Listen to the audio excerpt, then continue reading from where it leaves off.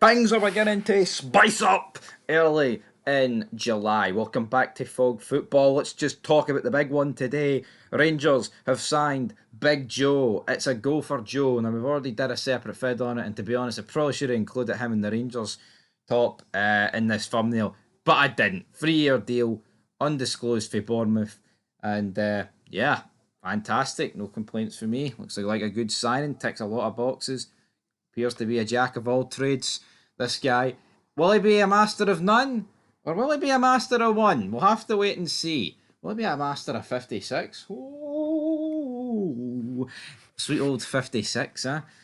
Hopefully are 56. Anyway, moving on. So, a Jew departs the Canaries. Confirmation as Las Palmas reveal that Ollie McBurney and Scott McKenna have both departed the club.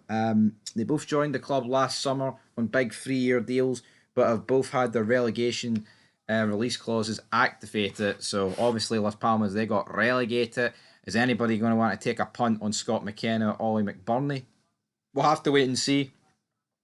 Especially with Scott McKenna. I feel like with Scott McKenna, a decent centre-back, always gets picked for the national team.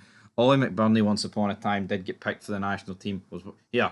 Went for 20 million. Imagine spending 20 million on Ollie McBurney.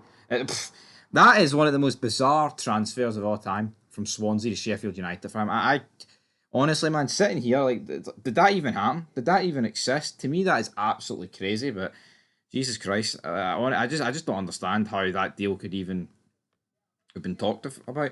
Moving on though, and I tell you what, I say moving on. Literally everything today is about Rangers. Igamani apparently said his goodbyes. He feels like leaving. It's hard. It was hard for him to leave Glasgow, as his heart was there.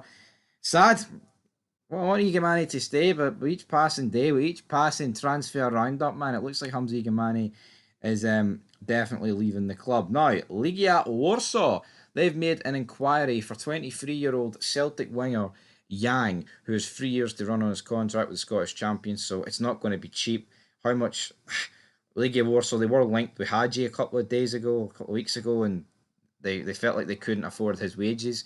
Are they going to be able to afford a fee for Yang and his wages? I have to wait and see. But what sort of fee would Celtic demand from Yang?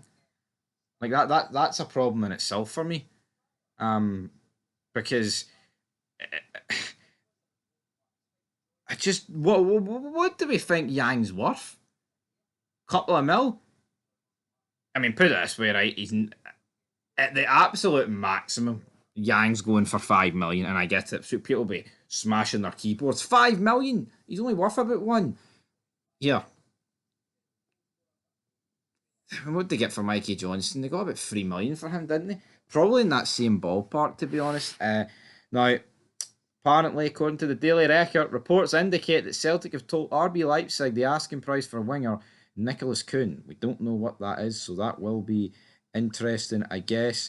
New Hibernian midfielder James McGrath came close to joining the Easter Road club from St Mirren on the summer transfer deadline of 2021. What a groundbreaking piece of information that was. But in other news about Hibs, they drew 0-0 today in a friendly. It appears to be one of those ones, though, where they were just trying to get the fitness up, which they tend to happen. But a bit of transfer news that's broke within the last couple of hours. Rangers are in talks to sign Norway international Thelo Aasgaard from Luton Town. The 23-year-old joined from Wigan for 3 million in January, but is expected to leave following relegation. The midfielder scored on his senior Norway debut in March. This guy looks to have something about him.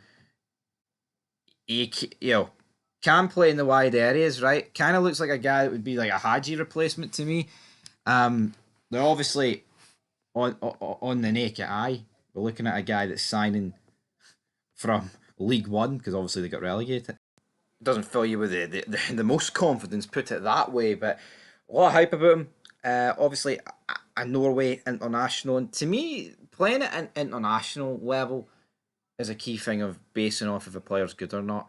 I mean, it'd be very easy just to be like, oh, he's shite, he got relegated, we Luton to League One, why would we want him? But yeah, it looks like it would be for cheapest chips. Luton will probably be looking to sell him, because they'll be wanting to make a bit of money for their rebuild in League One.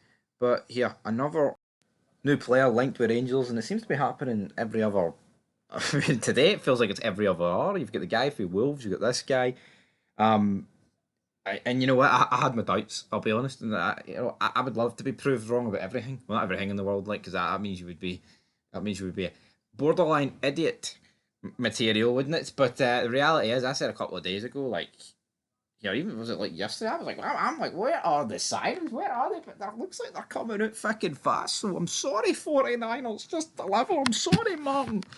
But yeah, a long way to go in the transfer window, and of course, this is the SPFL transfer rounding up. But the reality is, it feels like the last couple of days has just been very, very Rangers heavy. That's where all the links are coming about. Obviously, Shankland earlier on today. Well, I'll say earlier on today, he's flew out to Spain. Nothing's official from a Hearts perspective, but when Fabrizio Romano says it's official, you've got to treat that as gospel. Anyway, guys, leave your thoughts down below. Till next time, peace.